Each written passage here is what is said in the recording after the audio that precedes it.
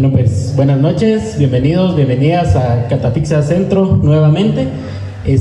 Hoy pues les damos la bienvenida nuevamente a estos espacios de charla que ha dirigido Villacinda aquí para todos nosotros. Hoy lastimosamente Carmen y Luis no pudieron acompañarnos porque andan ahí sí que expandiendo la catafixia en otros lados del país. Entonces aquí nos quedamos nosotros los libreros, que aquí ando yo y por ahí andan otro regalo. Pero pues hoy está aquí otra vez Villacinda junto con Jimena Pons y Miguel Domínguez para seguir en este ciclo de conversatorios que se ha echado aquel, que han sido sin duda una gran máquina generadora de pensamiento y de ideas, unas conversaciones increíbles que han salido por acá y pues que nos alegra tener otra vez aquí en este espacio. Entonces, Villacinda, entrar. Bueno, buenas noches compañeros. Primero que nada quiero darle las gracias a Catafixia por abrirnos el espacio y a Jimena y a Miguel que se animaron a venir a echar la casaca. Esto quiero dejarles claro que no está ensayado y que desde mi punto de vista, y tengo que ser honesto, voy a abordar los temas con toda la ignorancia y con esa garantía de por medio. Probablemente voy a cometer un montón de errores. No me dedico a hacer entrevistas ni nada por el estilo, y admiro mucho a la gente que sí se dedica a eso y que tiene el conocimiento. Así que la intención es que sea una plática. Por favor interrumpan, por favor hablen, y que sea una cosa muy bonita y divertida si se puede. Yo me siento muy contento y a la vez muy nervioso porque tengo dos personas aquí que los desconozco por completo en el sentido personal, pero no en cuanto a lo que hacen. A Jimena, por pura competencia, la rastreo. Le tengo puesto el ojo.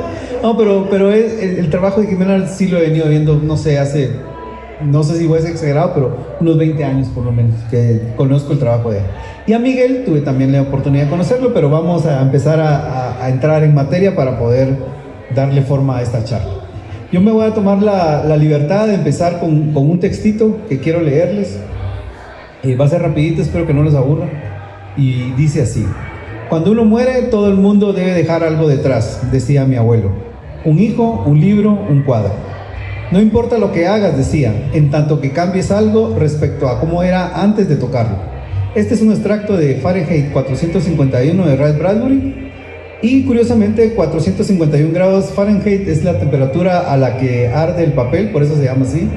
Y la novela es una novela en la que los bomberos eran los encargados de quemar los libros para eliminar cualquier rastro de pensamiento crítico o disidencia en la sociedad. Y este texto a mí me trae, pues cuando lo leí, no sé por qué amarré este título o este extracto o este libro con estas dos personas que me acompañan hoy. Y básicamente en dos puntos: primero en la transformación y segundo en el pensamiento crítico. Y voy a explicarles por qué. Traigo mi chico. En 1987 yo era un joven estudiante, había salido de tercero básico y fui a parar al ENAP. Perdonen que me ponga mi ejemplo, pero esta es la única persona que conozco con un poco más de propiedad. Y fui a parar a la Escuela Nacional de Artes Plásticas y ahí descubrí la figura del arte gráfico publicitario. Y con eso descubrí el diseño gráfico. Desde inmediato me fui a una agencia de publicidad a pedir trabajo y me dieron un trabajo de asistente del departamento de diseño, pero no era así, era el mensajero del departamento de arte, ¿verdad? Y yo inmediatamente pues dije, yo quiero estudiar diseño gráfico, y empecé a investigar. Y en aquel entonces, 1987, solo existía la Landívar dando esa clase o esa especialidad. Y luego para mí era hacer una excursión a la Landívar, porque era un bus que se tardaba un chingo en llegar. Yo vivía en la zona 7, en la Betania. Y cuando llegué ahí, para mí esa carrera era imposible. Imposible en distancia, imposible en dinero, ¿verdad?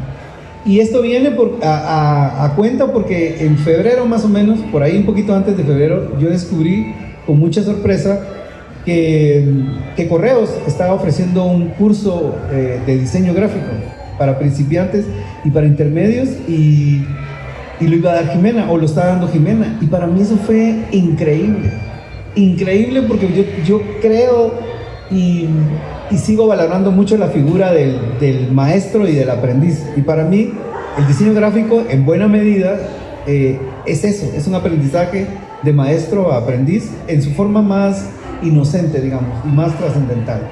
Entonces, cuando leí acerca de transformar, me parece maravilloso que tengan una maestra como Jimena, y que estoy seguro que los jóvenes que ella va a tocar, jóvenes adultos o viejos como yo, porque no voy a negar que dije yo, me voy a meter a principiantes, pero también me dio pena porque dije yo, solo le voy a quitar el espacio a alguien que realmente lo va a aprovechar mucho mejor que yo, ¿verdad? Pero me hizo sentir muy contento porque dije, qué chingón hubiera sido que cuando yo intenté estudiar diseño gráfico existiera esa posibilidad. Pues tiene sus... es relativamente barato. Creo que el gasto más grande será tener una computadora y el Photoshop, que se puede piratear, perdón Adobe. Pero eso me pareció maravilloso. Me pareció maravilloso que una persona con la trascendencia y el quehacer gráfico esté compartiendo con jóvenes este tipo de conocimiento.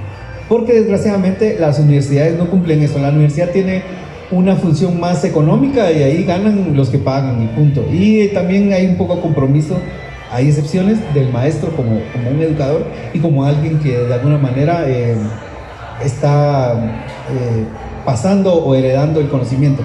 Y eso es algo muy relevante en Guatemala porque creo que las nuevas generaciones, cada vez que hay un relevo generacional, pareciera que empiezan de cero. O sea, no se va a ver atrás qué se hizo en diseño, qué se hizo en literatura, qué se hizo en escultura, sino que reinventan su mundo. Y está bien que suceda, pero también sería bien chilero que se construya sobre lo que ya existe, ¿verdad? Y en el arte también sucede eso. Y a mí me preocupa un montón porque hay una realidad cotidiana, y voy a poner de ejemplo el arte, sobre todo con ya disciplinas que no son ni pintura, ni escultura, ni cosas que está bien que sucedan y que está bien que los jóvenes pasen por ahí, pero la ENAP se quedó estancada, entonces ya no hay esa trascendencia, digamos.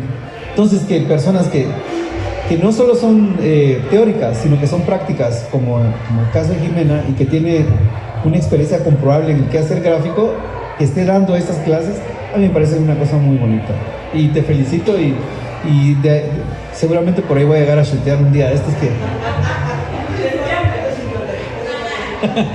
pude haber sido alumno.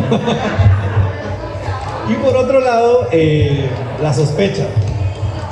A ellos los conozco en el 2021, si no estoy mal. Yo llego a un mercadito porque tengo hago ciclismo y vendo cositas de bicicleta, y llegué a un mercadito que según yo era un mercadito hippie, y sí, era un mercadito hippie, pero me sorprendió la cantidad de chavitos que había. Y me llamó mucho la atención ver a Miguel y a Rafa, porque estaban vendiendo algo que a mí me llamaba la atención, y uno que es curioso y que más bien usa esta curiosidad como voyerista. Dije, oh, ¿y estos chavos que están? ¿Por qué llegan tantos chavitos a ver? Llegaban muchos chavitos a ver, y me acerqué a regalarles algo con la casaca de ver qué estaban haciendo, qué estaban distribuyendo. Me recuerdo que a Miguel le di un regalito. Y él en contraparte me regaló un fanzine, y era un fanzine sobre los tianguis, sobre cómo en México la calle es de la quien trabaja, y era bien chilero porque hay una nueva tendencia a apropiarse de la calle, y los tianguis en México decían, la calle siempre ha sido nuestra, como los ciclistas que estamos retomando también la calle. Entonces de esa manera conocí a La Sospecha. Y me llamó también la atención la manera en que se veía lo que vendían, ¿verdad? Y cuando me acerqué y empecé a leer los títulos, me sorprendió, porque yo no he estudiado, para empezar. Para que tengan un poco, nunca pasé por la academia y soy diseñador, o ejerzo el diseño gráfico por pura necesidad y por azar del destino, ¿verdad? Pero no pasé por la academia, entonces hay un montón de cosas que llegaron muy muy tarde a mí. La literatura, por ejemplo, y luego el diseño gráfico. Entonces, algo que a mí me gustó es que todo lo que encontré en un vistazo que me acerqué a ver qué tenía, porque además están a la parte de una chava que vendía hierbas, que también me sorprendió la cantidad de cosas que vendió. Dije, no debería vender esto, debería vender hierbas. Fue lo amigable.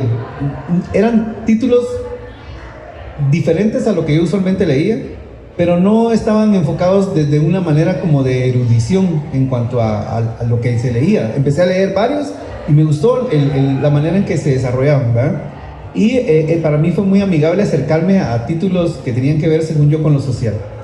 Y algo que me sorprendió mucho, y porque les he seguido la pista desde el 2021, es que ellos están abonando el pensamiento crítico, y por ende creo yo que hay una disidencia con fundamento, y eso para mí es muy relevante, porque las disidencias o las militancias deberían en buena medida tener un fundamento y no deberían de funcionar únicamente por moda. Yo creo que hay un fundamento y hay un conocimiento, y en ese rubro creo yo que la sospecha está trayendo un montón de títulos que abonan ese tipo de situaciones. Y me he dado la tarea de revisar su página, y hay cosas muy interesantes, ¿verdad?, que uno no encuentra usualmente en la librería. Y yo quería hacer como un ejercicio, porque leí algo ahí, y con esto le voy a dar la palabra a los compañeros. En algún momento puede ser que me esté fumando esta miércoles, porque como les decía, no soy una persona educada, pero McLuhan decía que el medio es el mensaje, y a mí me pareció que en la pandemia la sospecha, no conozco la historia y ellos nos la van a contar ahora mismo, no conozco la historia, pero encontraron un medio para distribuir un mensaje que tenía que ver con una literatura de disidencia, y que era realmente de muchos colores y de muchas tendencias, y eso me gustó, me sorprendió un montón a mis 50 años, porque no había podido leer cosas como esas, ¿verdad? Entonces, yo ya hice mi introducción, y quisiera en buena medida que cada uno se tome la palabra y se presente, porque obviamente, como les decía, yo los conozco por lo que hacen, pero no tengo mucha afinidad en cuanto a personas. Y eso también va en respuesta a un montón de preguntas que he tenido en mis redes sociales acerca de, primero, por qué estoy haciendo esto, o por qué estamos haciendo esto con Adelaida. Y la única respuesta que encontramos es porque nos gusta hacerlo, y porque nos hubiera gustado que alguien más lo hiciera, y como alguien más no lo está haciendo, decidimos hacerlo nosotros. Y luego me preguntan que por qué invito solo gente conocida, y no es cierto, porque yo a ellos no los conozco. Conozco su trabajo y me parece relevante, interesante, y esta es una muestra de que no son únicamente el club de Toby, ¿ah? Y también invito a toda esta gente que ha escrito a que mande, porque la idea es que conozcamos a la gente que lee. Eso es la única pretensión de esta plataforma. Entonces mándenme a decir, en lugar de mandar preguntas y cosas y comentarios algo feos, que me manden a decir, mira, yo realmente quiero estar ahí, y fíjate que yo leo ficción, y hacemos una plática y los invitamos. Entonces me gustaría que cada uno de ustedes se presente, que nos cuente quiénes son y a qué se dedican, y quisiera de una vez que nos respondan o que nos compartan cuándo y en qué momento a ustedes les nació, no como la sospecha, sino como Miguel, el interés por un libro, pero un interés real, digamos, no obligado. Yo recuerdo que después de las lecturas básicas en tercero básico, que leí a Juan Rulfo y con su Pedro Páramo y al Guardaújas de Arriola, me llamó la atención, y a partir de ahí en tercero básico dije, qué interesante, hay algo que sí me llamó la atención, y creo que a partir de tercero básico empecé a buscar un poquito lecturas. Así que le voy a dejar la palabra a Jimena para que nos cuente quién es ella y cómo llegó o cómo se interesó por su primer libro a cuenta propia, y no como yo hacía con mis hijos que están por ahí, que les pagaba 50 quetzales para que leyeran y me engañaban porque compraban libros chiquitos. Así que le dejo la palabra a Jimena y luego a Miguel. Buenas noches a todos. Mira, voy a comenzar contando que tengo una editorial que se llama Casa Editorial 1984, y parto de ahí porque es el año de mi nacimiento, era 1984, y yo nací en la casa de una escritora, ¿verdad? O sea, yo nací ya con las letras puestas en el papel y en el aire todo el tiempo, ¿verdad? Entonces, cuando yo decidí estudiar diseño, o sea, yo lo que buscaba, en cierta forma, era unir mi mundo gráfico a lo que yo más amaba, que era la literatura, ¿verdad? Y también veo que por ahí debe ser que yo también trabajo mucho con la tipografía, ¿sabes? Porque es siempre la letra como imagen, ¿verdad? Entonces, sí. Entonces eso siento yo, o sea, que ya nací y ya sabía qué quería hacer, ya sabía qué quería estudiar, o sea, o era literatura o era diseño, pero el diseño era enfocado en editorial porque yo quería seguir embelleciendo las palabras, ¿verdad? Eso era mi fin, digamos. Obviamente, como tú, yo cuando comencé a trabajar, digamos, de primero en una imprenta, ¿verdad? Para pagarme la U y después ya pasé a Revista Taxi. Pero en Revista Taxi me preguntaron si sabía usar los programas de diseño y yo en la vida los había usado. Y dije, sí. Dije, puta, me voy a sentar en la parte de la hoja y voy a ver, ¿verdad? Cómo hace todos los clics y le voy copiando y así aprendí, ¿verdad? Entonces, prácticamente iba a la universidad a aburrirme o a servirle de asesora a mis compañeros, ¿verdad? Ayudándole al profesor. Y bueno, he pasado por muchas revistas del estudio de diseño Workaholic. Ya con la pandemia como que aprendimos cada quien a estar en su espacio, ¿verdad? Y trabajar desde ahí. Y me he enfocado muchísimo en la publicación de libros. Trabajo sobre todo en el sector cultural y social, ¿verdad? Digamos que la publicidad me sirvió en cierto modo para afinarme, no solo de ojos, sino de carácter también, ¿verdad? Y a tener el bolsillo también para dedicarte a lo que no te genera tanta plata, ¿verdad? Pero que es lo genuinamente importante, ¿verdad? Sí. Entonces de ahí yo ya vi la forma en moverme en esos espacios y creo que estos libros de plaza pública, ¿verdad? Que ya era pasar periodismo al libro y ya fue mi primer encontronazo y yo dije, yo esto quiero hacer, ¿verdad? Es una responsabilidad es que no sé si se debiera, ¿verdad? Siempre digo, no sé si se debe o no se debe embellecer lo horrible, ¿sabes? La información grotesca, pero que también es nuestro trabajo que si no lo hacemos la gente no se va a acercar a las temáticas, ¿verdad? Entonces, bueno, pues me quise ir por ahí y bueno, no sé qué más. Te dejo a ti seguir y después retomo yo. Bueno. Tenemos otro micrófono. Para que se vaya a repetir. Exactamente. Va, exacto.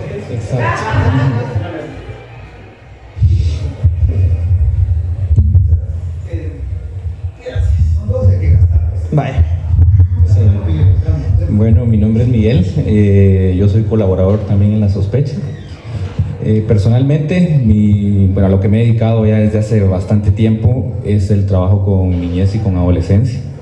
Pues en el camino ha ido evolucionando el qué, ¿no? El primero era como el tratar de estar siempre con la chaviza ahí presente para empezar a hacer algún tipo de proceso que fuera alegre, de algún tipo de reivindicar a muchas cosas.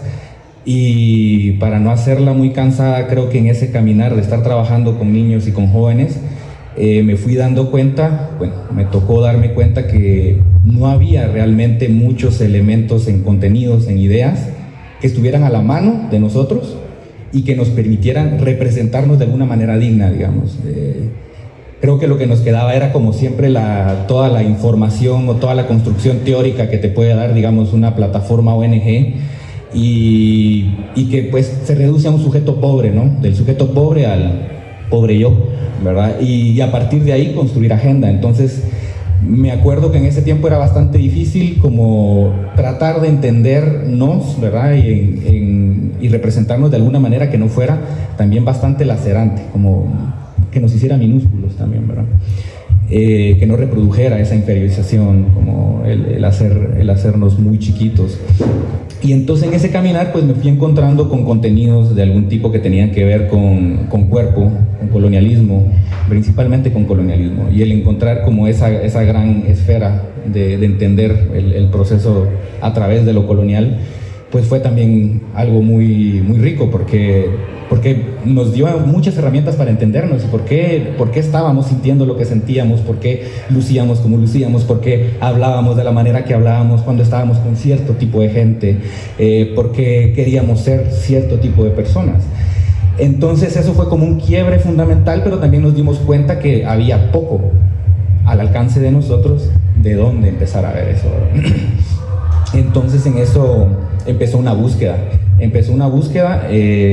Por un lado, ¿verdad? De buscar gente que sí pues, nos pudiera apoyar en eso y de buscar contenidos que estuvieran también al alcance de chavas, de chavos, etc.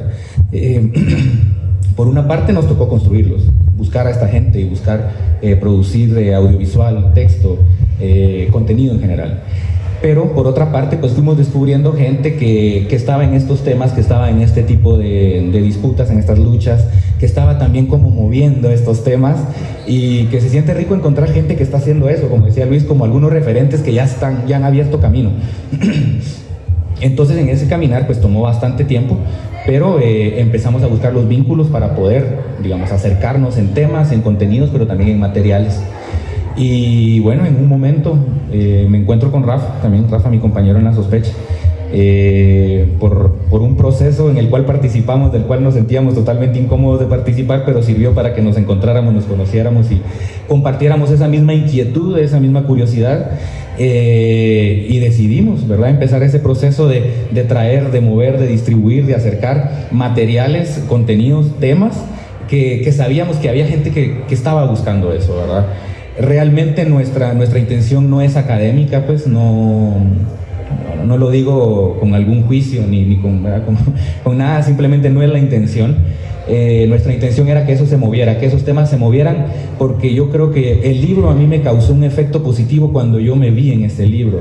De otra forma yo no sentía una conexión con los libros. Parte de lo que estábamos buscando era eso, encontrarnos en una manera en los libros en donde no fuera números rojos, derrota, tristeza, ser feo, etcétera, etcétera, etcétera. Entonces estos libros empezaron a ser como abrazos al final, ¿verdad? Y en ese caminar pues nos empezamos a gustar también del diseño gráfico editorial, sin saber absolutamente nada de eso, simplemente de que nos gustaban las portadas. O sea, y eso es como algo que pasa en La Sospecha, y con Rafa a veces lo hacemos, ¿verdad? Que vemos una portada que nos gusta y es como esto, pues hay un trabajo de amor ahí que también hay que distribuir, hay que mover. Entonces así, La Sospecha empieza en el 2020, en diciembre, en plena pandemia, hablando en el encierro con Rafa de cómo hacer esto, y de una pues empezamos ya, pues obviamente Rafa desde su lado, yo desde mi lado, teníamos ya pues esas redes ya más o menos cocinadas, y empezamos a traer ya estos libros, y ya estamos, ¿qué? Por más de 2 años, ¿verdad, Rafa? Ya vamos para 3, y aquí pues muy alegre de estar aquí con ustedes. Te me adelantaste un poquito porque la siguiente pregunta era ¿qué es la sospecha? Pero vamos a vamos a rehacer. Sí. Tengo que seguir hablando de mí porque eso me da pie a varias cosas, pero yo estuve en el rediseño del periódico por ahí por el 2000, y en ese momento lo compró Prensa Libre. Y entonces cuando lo compra Prensa Libre, dicen, bueno, vamos a cambiar todo, pero dicen, no, pero si Luis ya hizo un rediseño. Y entonces la empresa que habían contratado para hacer el rediseño era en aquel entonces Danilo Black, que tiene su base en Monterrey, y al final decidieron mandarme a mí a Monterrey, y yo dije, pues yo voy, y me fui. Y fui a recibir una paliza y una arrastrada con este señor que se llama Danilo. Este señor ha rediseñado todos los periódicos de Centroamérica, y tuve la oportunidad de estar con él una semana y recibí una chamarreada en cuanto a tipografía, porque yo vengo el Lucas Villacinda se ríe de mí porque yo alguna vez le comenté que yo era autodidacta, y se reía en mi cara y me decía, pero si así aprendemos todos los jóvenes, o sea, ¿qué valor tiene? Le digo, pues que antes no había YouTube. Antes todo se hacía a partir de libros y revistas, pero esta anécdota tiene que ver con que yo me sentí muy mal porque no tenía grandes conocimientos de tipografía. Entonces cuando de Monterrey me pasé al DF y me fui casi que a vaciar la librería Gandhi comprando un montón de libros que tienen que ver con tipos de letra. Un montón compré y me puse a leerlos. Dije, la próxima vez que me encuentre con este señor, pues voy a tratar de tener un mejor conocimiento. Y esto viene al caso porque el trabajo que hace Jimena Pons, yo les digo, la he seguido de cerca y tiene una sensibilidad muy particular con los tipos de letra, ¿verdad? Y mi siguiente pregunta tiene que ver con eso.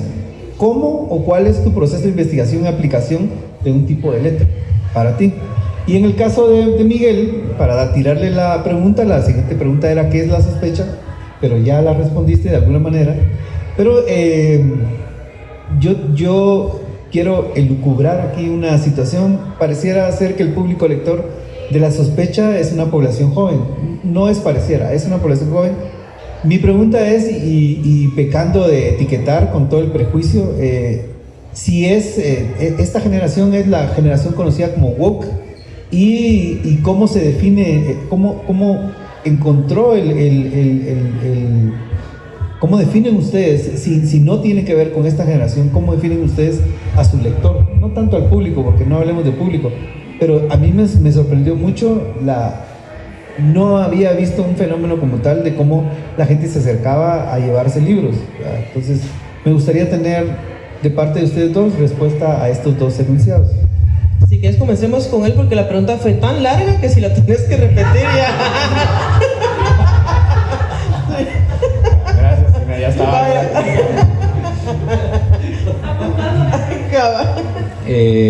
Pues vamos a ver si logré cachar un cacholado. Pues realmente pues la gente que se acerca a la sospecha sí son, podría decir, gente que podrías etiquetar, digamos, como jóvenes, de alguna manera, un sector, pero también hay otro sector que no, ¿verdad? Pero sí, yo creo que es importante pues decirlo, y que la mayoría de personas que se acercan son mujeres, ¿verdad? Las que se acercan a buscar esos temas, a buscar otro tipo de temas, gente que anda en disidencias también, ¿verdad? De diversos tipos de procesos. Y eso me parece interesante porque también refleja quiénes quieren cambiar cosas, ¿verdad? Y creo que eso también refleja los contenidos que traemos, ¿verdad? Que están apoyando a ciertas personas, a ciertos grupos que están buscando teorizarse, representarse para realizar ciertos cambios, ¿verdad? Que van desde lo íntimo hasta pues lo social, lo comunitario, ¿verdad? Etcétera, lo territorial. Pero eso me parece muy importante. Creo que eso es más importante decirlo. No podría yo decir que la gente ahora está más despierta que antes. No lo podría yo decir. Pero creo que lo que es muy interesante es eso, ¿no? Como que los vínculos que se establecen, el por qué se acerca a cierto tipo de gente, los temas que más se mueven. Es muy interesante estar atrás de la sospecha para estar viendo, por ejemplo, cuáles son los libros, los contenidos, los temas que más se están moviendo, y eso también te puede dar una lectura de por dónde se están empujando más las agendas también, ¿verdad? De transformación, por decirlo de una manera general, ¿verdad? O de generar esos cambios. Son agendas reales. O sea, no es... Digamos que a mí, en una parte del mercado de los libros tiene que ver con tendencias, digamos. Y algo que me llamaba la atención de la sospecha es que sí es una tendencia, pero no es algo que superficial, digamos, sino que hay un movimiento de disidencia que cada vez se está volviendo más fuerte y que está buscando conocimiento. Y entonces ahí es donde yo creo que la sospecha encuentra ese público. Yo no sé si ustedes lo encontraron o como a nosotros nos pasa, que era, bueno, ya lo dijiste, era un poco la necesidad propia de yo quiero leer y quiero encontrarme en un fanzine, en un libro, en un folleto, yo o mi disidencia o mi manera de ser, y no lo encontraban. Y luego aparece la sospecha y creo que enfoca muy bien y empiezan a ver un montón, porque yo he visto un poquito la evolución de las cosas que están trayendo y cada vez sorprenden bastante. Yo coloqué por ahí los libros de... ¿Cómo es que se llaman estos libritos que trajeron? Un set que trajeron de 4 libros muy chileros, no me recuerdo cómo se llaman, por ahí los puse, pero me sorprende porque ya hay son ricos visualmente en cuanto a la propuesta de diseño, pero también en cuanto a lo que dicen. Entonces, ¿qué te digo, Luis? No sé. Yo creo que algo que me parece importante es que sí es cierto. Sí es cierto. Ajá. Deja que sí, yo creo que, pero no hay que dejar de un lado que también hay contenidos que también están empujados por una tendencia, ¿no? O sea, sí, eso sí es definitivo. O sea, es cierto que ahorita también hay contenidos como pues toda esta crítica colonial que vos la ves en muchos espacios, ¿verdad? En espacios que regularmente no estaban, y espacios que regularmente interpelan a estos espacios, contenidos que interpelan a estos espacios y a lo que sucede y a quienes los administran y a qué grupos representan y todo eso, ¿no? Pero ahí están adentro porque también representan una tendencia. Son contenidos que también, si los dejas fuera, estos espacios tradicionales de construcción de contenido, cultura, etcétera, pues se quedan fuera de la vanguardia, por así decirlo, ¿verdad? Entonces sí creo que hay una tendencia, sí hay tendencias, ¿no? Pero que sí son contenidos que representan luchas sólidas, eso sí, ¿verdad? Creo que a eso intentaba referirme.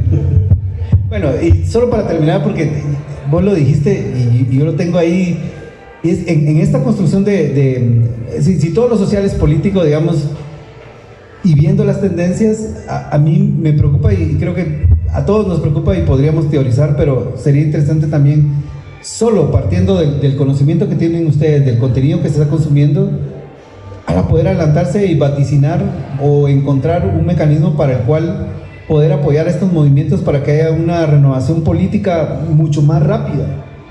Porque no estamos jodidos políticamente, y creo que no me quiero salir del tema que estamos tratando, pero esta coyuntura nos tiene jodidos, y partiendo del conocimiento, en tu conocimiento de lo que se está consumiendo, ¿crees que vamos a tener, se puede ver algún horizonte? Ay, así, eso es brujo. Eso es el cierre, ¿va? Espérate, adelantaste mucho. Es que preocupa. Entonces, me gustaría saber si dentro de estas tendencias que ustedes pueden evaluar, están viendo una construcción del nuevo joven político y por ende haya una esperanza.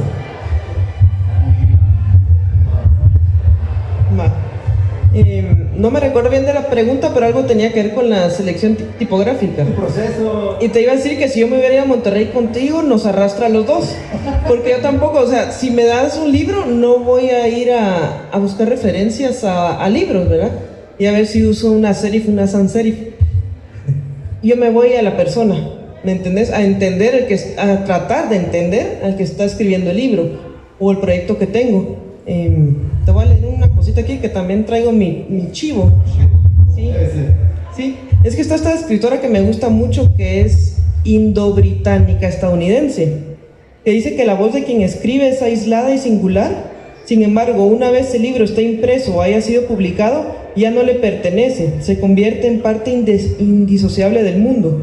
Y que si el proceso de la escritura es el sueño, el diseño de la cubierta representa el despertar.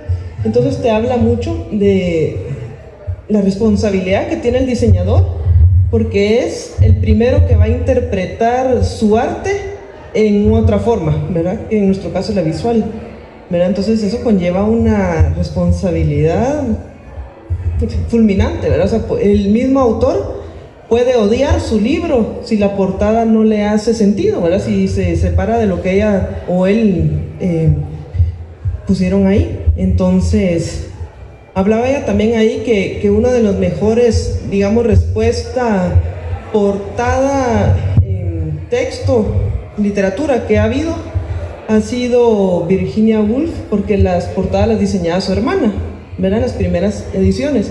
Entonces la hermana llegaba y le decía: no voy a leer tu libro, contámelo, ¿de qué se trata? Entonces ella lo entendía desde ahí, ¿verdad? Entonces ella sí lograba hacer eco óptico, se llama, ¿verdad? Que es tratar de plantear de la misma forma todo lo que está escrito, solo en la portada, ¿verdad? Entonces yo intento hacer eso. Te doy un ejemplo ahorita que no sea con libros, que ahorita trabajamos el disco que va a lanzar, bueno, ahorita en marzo, cabal. Ay, Dios mío. No, sí. Joaquín Orellana, se me fue el nombre. Sí. Entonces, lo que hicimos fue meternos en su estudio, ¿verdad? Es un despelote, y encima como que venía de Nueva York o algo así. Entonces habían piezas embaladas y bueno, un desastre. Yo dije: aquí no estoy segura qué vengo a hacer, ¿verdad? O sea, si no me está dando entrevista a él, tengo que buscar aquí entre todo. Pero bueno, llegué con mi celular y empecé, ¿verdad?, a tomarle foto a todos los instrumentos. Y de cada instrumento yo saqué una letra para el título, ¿verdad? Entonces, o sea, tú ves el título y son piezas de él. O sea, no tiene que ver con que sea una tipografía sans serif o que palo seco, es que ni siquiera me la sé, eso sí de ¿verdad? Cabal, pero el resultado fue eso, que sí estábamos haciendo el eco de su arte, ¿verdad? Y eso en todo caso es lo que yo busco cada vez que trabajo una publicación.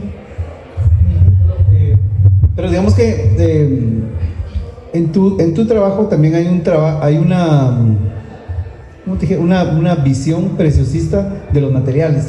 Entonces también me gustaría saber, digamos, cómo te acercas a eso, porque creo yo que hay una tendencia a decir, bueno, esto va en opalina, esto va en couché y vámonos. Y tus libros no son así, tus revistas no son así. Si no estoy mal, ay, pero perdí mi argolita.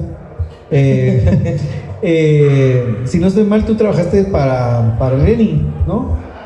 Sí. Es un fanzine. Sí. Y me gustó porque era una colección de tipos de papel. Sí. Y eso me llegó un montón. Entonces, qué chilero, porque hay un acercamiento no solo del diseño y de cómo se ve, sino de cómo se siente.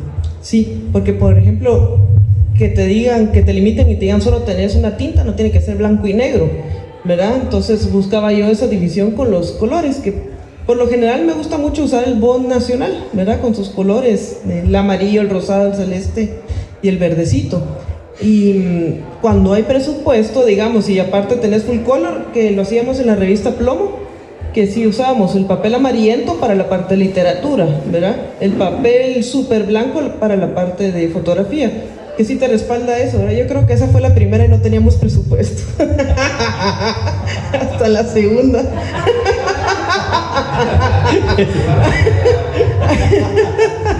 Sí, pero cabal, era también para hacer esas divisiones, ¿verdad? Entonces el amarillo te descansa la vista, el blanco te resalta la fotografía, y había una parte que le dábamos nosotros a los alumnos de la fototeca, entonces esa la hacía en papel bond celeste también para hacer esa división.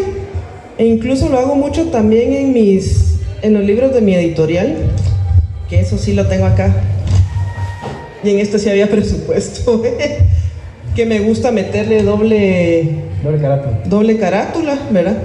Entonces aquí trabajo bien tipográfico, después ya le meto arte, el papel amarillo para la lectura, y siempre hay una sección que yo manejo con otro color de papel, ¿verdad? Y esta por lo general lo trabajo con otro diseño, ¿verdad? Y si ya me voy más por texto-imagen. Y nada, también esta, que es un fanzine que hacía de literatura, lo mismo, ¿verdad? Fotocopia, pero un papel más cálido. Es que si yo soy una nostálgica del papel, pues, o sea, entre más puedo meter para tener más sensaciones, ahí me voy. Pero cabal, yo creo que esta posibilidad, bueno, no es una posibilidad, sino tener el chance de poder usar efectivamente una tinta y un solo papel, eso es muy chilero, sobre todo en estas realidades que no tenemos tanto presupuesto. Por ejemplo, mira, la idea es un cancionero coral en Nahuatl del Salvador, pura fotocopia adentro, ¿verdad? Y la idea también es que, o sea, no hay dinero para publicar, pero sabes que lo puedes dar en las escuelas y que lo pueden fotocopiar ellos, ¿verdad? También pensar en todo eso, sí. Nice. Ay, pásale. Te regreso Que regresen. Bueno, creo que con Miguel terminamos, Miguel. Muy bien. Y ahora, pues hemos venido platicando acerca de lo social y obviamente tanto los libros y fanzines y folletos que distribuye la Sospecha como tu trabajo tienen que ver con lo social. Y mi pregunta es, ¿qué valor tiene para ti el enfoque social del diseño? Que es muy diferente a esta babosa que utilizan las empresas, que es la responsabilidad social del diseño y que empiezan a hacer más que relaciones públicas. Pero mi pregunta tiene que ver con eso. ¿Cuál es tu compromiso con lo social en cuanto a cómo hacemos para poder dejarle un legado a las nuevas generaciones? Y la intención también de estas pláticas es crear un registro para que se quede y que realmente haya un punto de discusión. No es que tengamos la verdad absoluta, pero que sea un encuentro referencial. Y en tu caso, bueno, si querés vamos contigo y después vamos con vos, que es una pregunta diferente. Ok, sí, yo te iba a decir que hace como muchísimos años dejé de trabajar en lo publicitario, ¿verdad? Nunca fungimos como agencia de publicidad, pero sí hacíamos nuestras cosas ahí para mantener, ¿verdad?, toda la oficina. Todos. Sí, porque había una época que teníamos como 11 diseñadores o por ahí, o sea, sí era heavy. Pero sí me llegó el momento, y yo creo que ese fue también mi punto de quiebre, la revista Plaza, que yo pensé que ya no quería seguir trabajando para marcas generando necesidades, consumistas, ¿verdad? Ahí yo dije, no, o sea, y aquí ya nació la división así, y yo lo único que quiero generar es empatía con el otro, ¿verdad?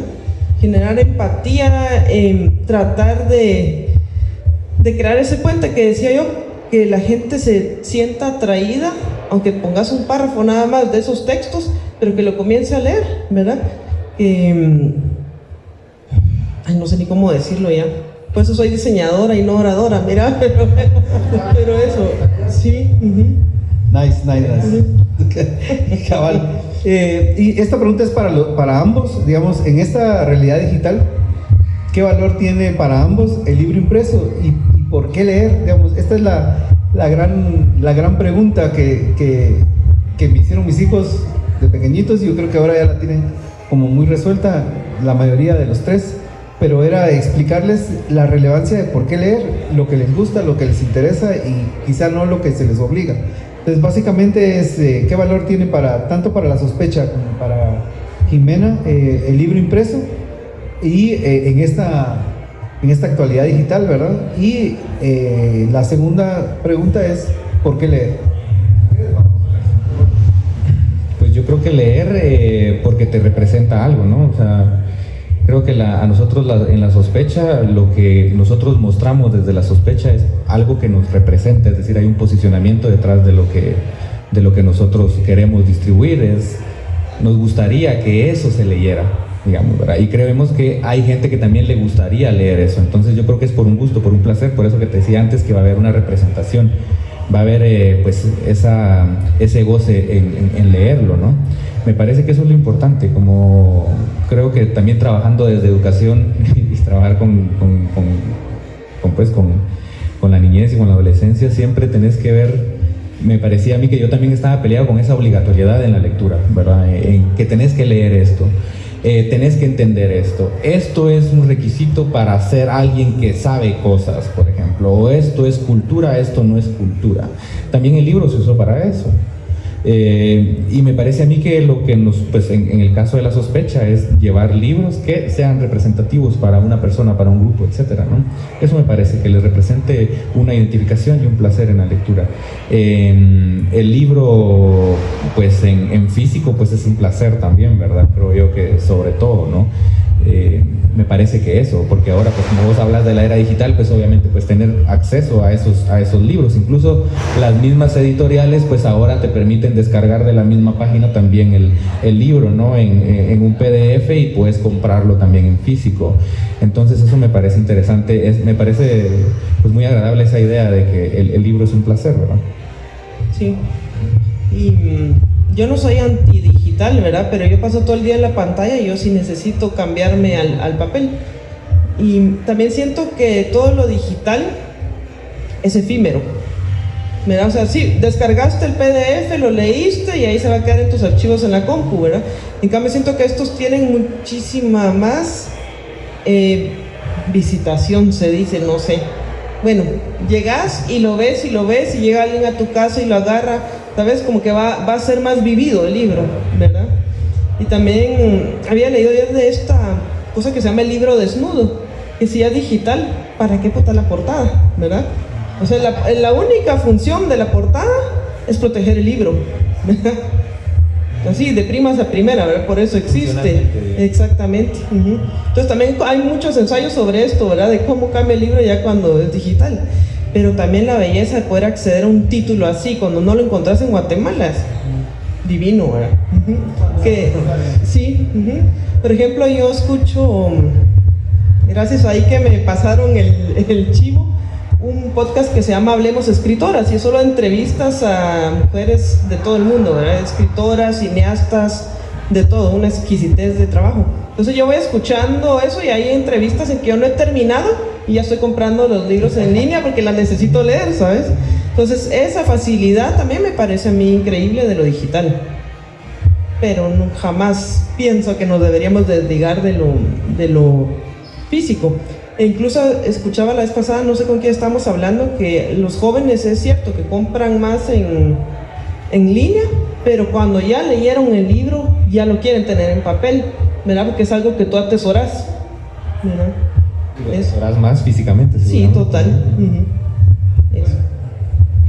Ya para cerrar y para no terminar de aburrirlos, y darle la palabra a quien, si alguien tiene alguna duda o quiere compartir algo, lo último que a mí me gustaría preguntarle a ustedes dos es ¿qué libro últimamente han leído y que les haya gustado y por qué les ha gustado?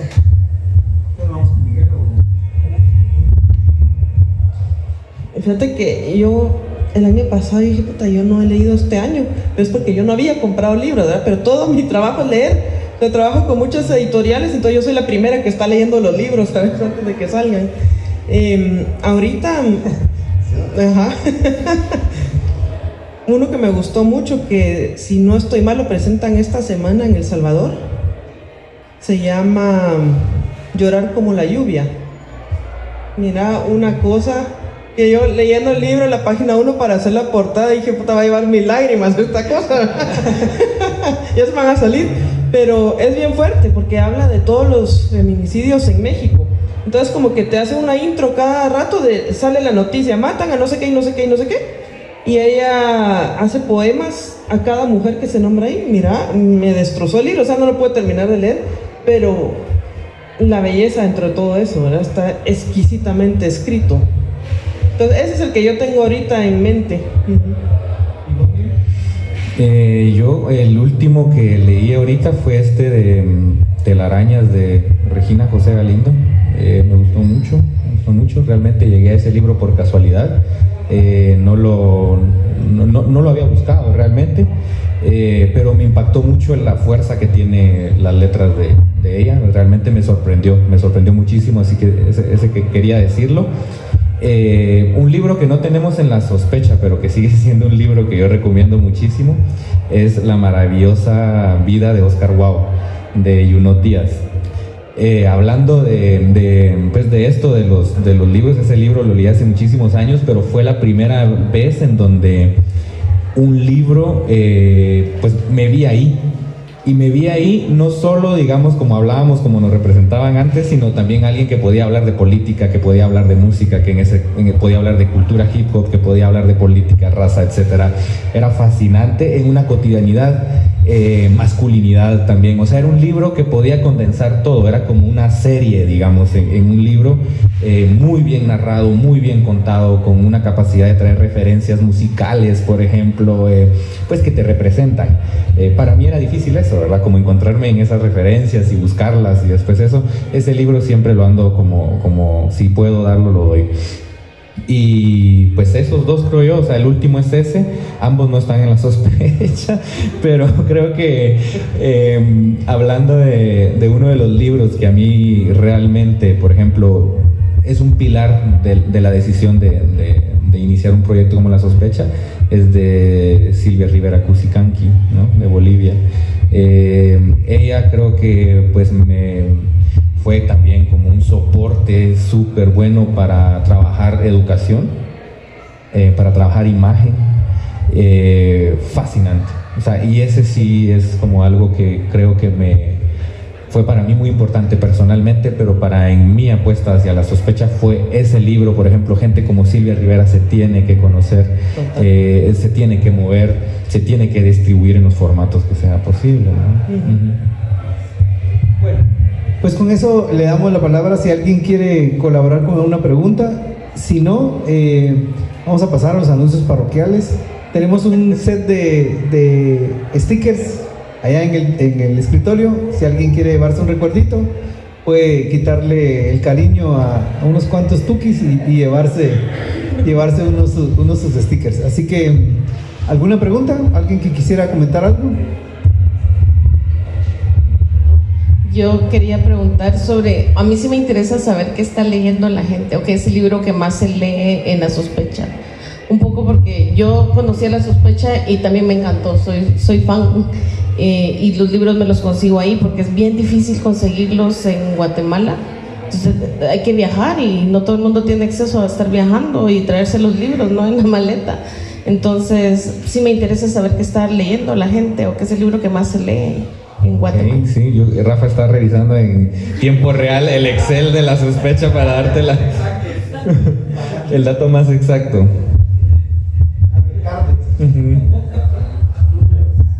Nombre de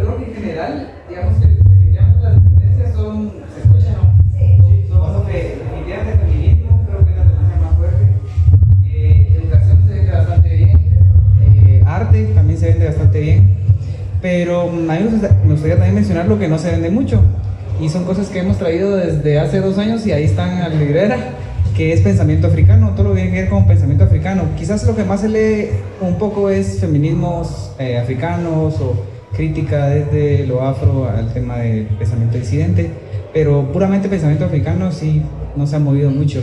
Igual seguimos trayendo porque creemos que es importante, pero yo me atrevería a decir que el libro que más se vende, igual ahorita te puedo confirmar, creo que tiene que ver con feminismo. Sí, cabal. Ahorita vamos a ver. Sí, total. Exacto. Espérame.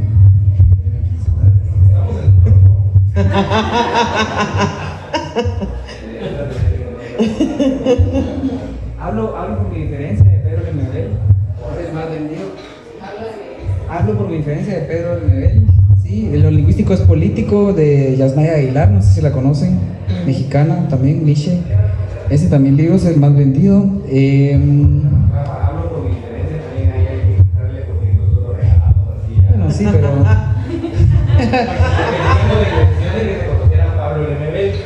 Claro, sí, es cierto, es el más leído. A nuestras amigas, que es un fanzine. No preguntaron el más comprado. Claro, eso. Sí, sí. Sí, a nuestras amigas también, que es un fanzine feminista que escribieron varias compas. Descolonizar el ecologismo es otro fanzine que es el de los más vendidos. Cuidar la herida, políticas de mamá, un poco el tema ahí de mommy issues. Desde la visión política, muy interesante también, se ha vendido bastante. Abandonando el género, Ser radical en el siglo XXI de Angela Davis, La calle es de quien la trabaja, ese fanzine se ha movido bastante. Esos son los 10 más vendidos. Fanzines. Voy a contar una...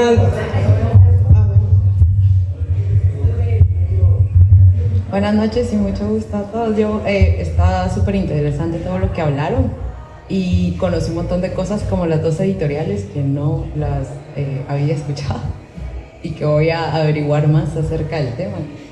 Es muy interesante. Y hablando de la editorial, tengo varias cositas, perdón si me tardo un poquito, voy a tratar de ser breve, pero hablando de eso de que es tan importante la portada de un libro, ¿cómo es que hay portadas o ediciones tan atroces que destruyen la idea tan grande que uno puede llegar a tener de un libro, o que uno ya sabe que un libro tiene, pero hay unas portadas que uno dice, ¿por qué hicieron esto? O algo así. Mientras que hay otras que uno dice, yo esta edición la quiero tener en mi casa, en mi biblioteca personal, etc. Entonces, te voy a dar un ejemplo. Hoy tuve una reunión, primera vez que no es por un libro que yo estoy diseñando, sino escribiendo.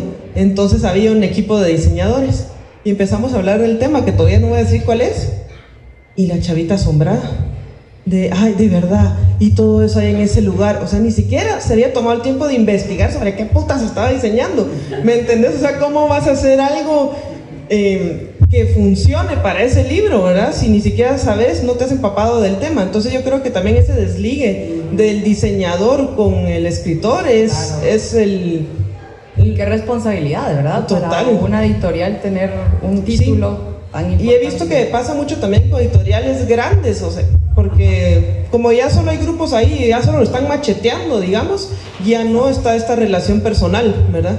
Cabal, esta chava que yo le cité hace poco, y decía que hay veces que a ella solo le dicen esta es la portada y la aborrece, ¿verdad? Entonces ya le dan el libro y nunca más lo abre, pero es eso, o sea, la decisión la toman afuera.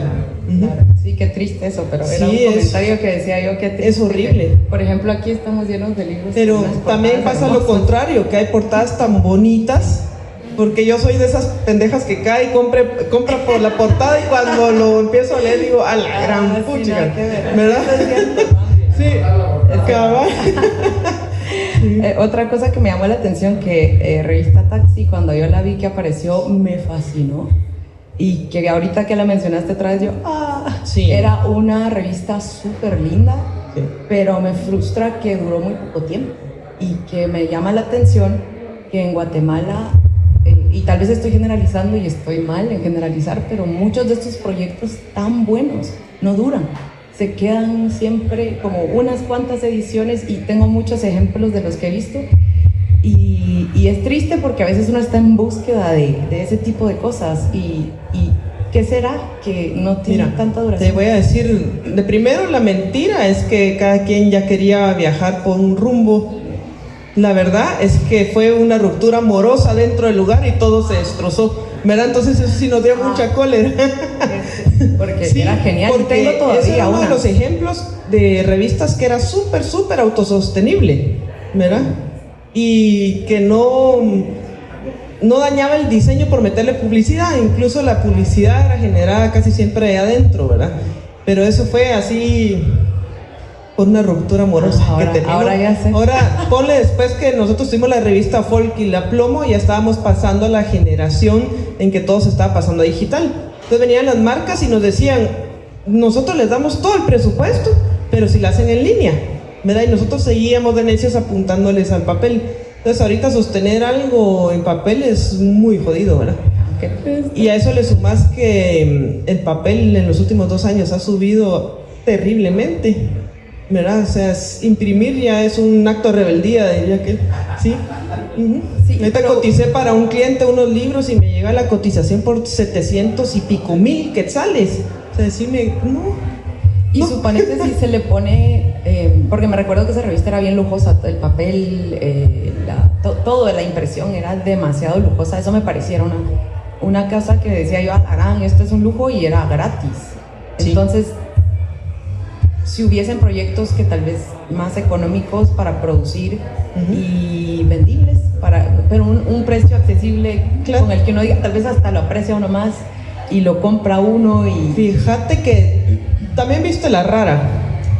La revista Rara nunca tuve una. Aunque no digo para que la juzgues, sino porque también hicimos... Sí, la super conozco, pero no tengo ninguna. Hicimos el ejercicio juntos de comenzar a cobrar 15 quetzales por una revista que la impresión te sale en 100 cada una, ¿verdad? Era precisamente eso, de ayudarte un poquito ahí a pagarla, y no. Entonces la gente iba a la fiesta y la revista le pelaba. O sea, incapaces de pagar 15 quetzales por un libro y sí 20 quetzales por una cerveza, ¿verdad? O sea, nuestro problema es cultural 100%. Claro. Y es triste porque vale la pena hacer un trabajo tan Sí. Y vamos a intentar hacer una plática que se llame Libros y Revistas, para traer a personas que han estado en el mercado de las revistas y que reflexionemos acerca de esta situación. En la primera plática hablamos un poco de cómo el libro era de los 3 grandes medios impresos o escritos, periódicos, revistas y libros, el gran sobreviviente, ¿verdad? Porque las revistas sí son efímeras por muchas situaciones, aunque pareciera que sí pueden ser, aún con la cultura digital, pueden ser viables, ¿verdad?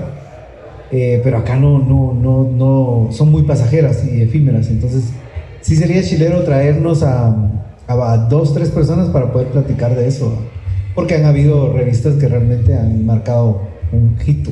O como mencionaron ahí, fanzines, y que es un poco difícil a veces encontrar algunas revistas, el encontrarlas, tener acceso a ellas, porque me imagino que ha de haber, tal vez habemos muchos que no saben en dónde encontrarlas y tal vez por eso no llegan a uno, pero pienso que tal vez algunos o mucha gente que no tiene papel. Por ejemplo, yo trabajo de maestra, mis alumnos pocos conocen las revistas y me parece tan raro decir, ellos no saben qué es esto, mientras que era nuestra forma de conocer el mundo cuando nosotros fuimos jóvenes. Y estoy seguro que así como las cámaras que se están poniendo de moda, las camaritas, las desechables, tal vez las revistas se pondrían de moda, pero siempre tal vez a un nivel un poco menos ambicioso de lujo. Y tal vez es para solo una idea, pero es todo. Gracias.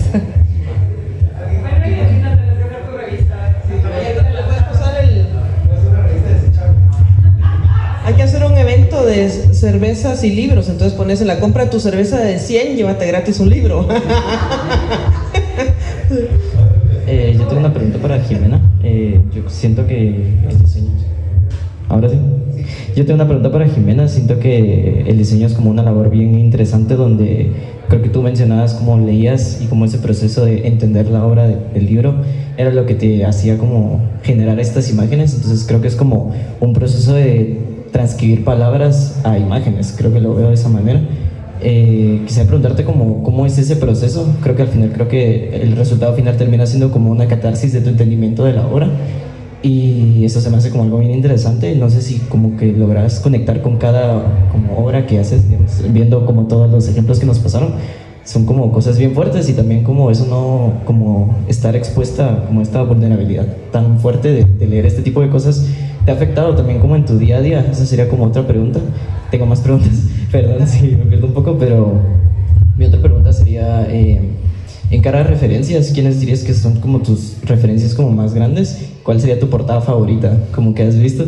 Tengo muchas preguntas, lo siento. Y mi última pregunta es, en cara, bueno, con Yacinda Luis aquí, platicábamos mucho sobre que hoy día existe como una saturación bien grande de diseñadores, existen demasiados diseñadores muy buenos hoy día, y quisiera preguntarte como en cara a la juventud, ¿quiénes dirías que son como tus diseñadores favoritos, como emergentes, nuevos, jóvenes, de este carácter? Me voy a quedar con la primera pregunta, ¿no?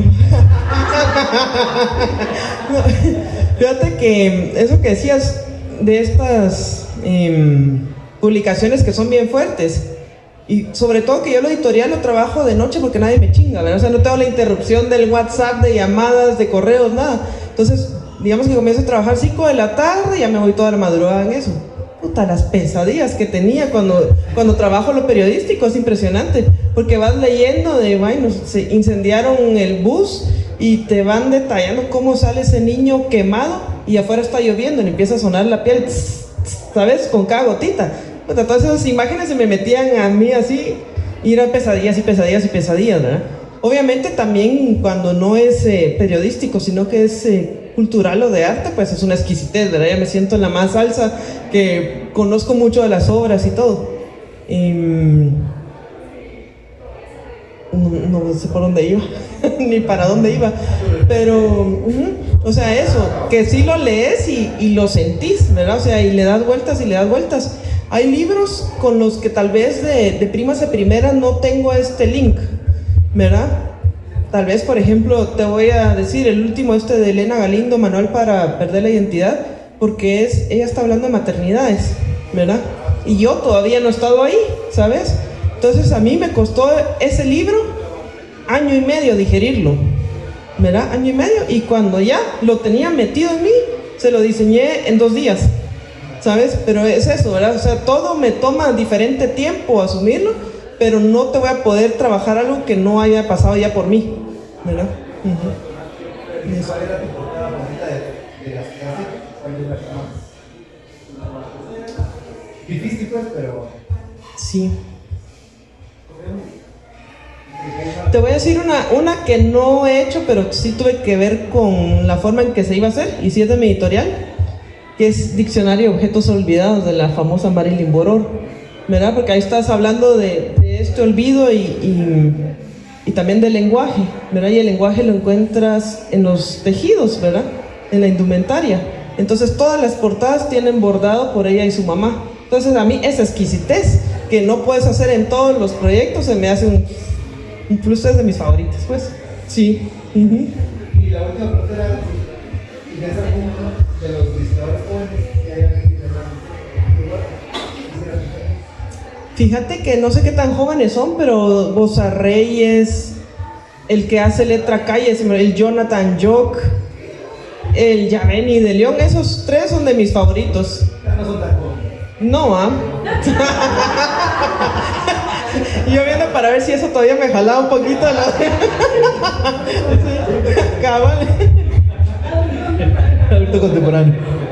Pues bueno, muchas gracias por escucharnos, por estar acá. Gracias a Miguel, a Rafa por este proyecto de La Sospecha, a Jimena por su editorial y por todas las cosas chilenas que está haciendo. Y es bien relevante e importante porque estamos haciendo un diseño gráfico que tiene nivel y que ojalá en algún momento también, yo sé que es difícil y que tampoco se trata de agarrar glifos mayas y decir que esa es nuestra identidad, pero creo yo que en la medida de una construcción colectiva, tiene que empezar a haber un acento particular que nos va a identificar, ojalá. Así que muchas gracias, los esperamos para la próxima. Vamos a tener el 24 de marzo, tenemos libros y amor. Vamos a tener corridos, cerveza, ceviche, aquí en la mesa del rincón. Así que gracias y que tengan feliz noche. Pues bravo. Muchas gracias allá al Villacinda por otra vez estar aquí hablando de todas estas ondas.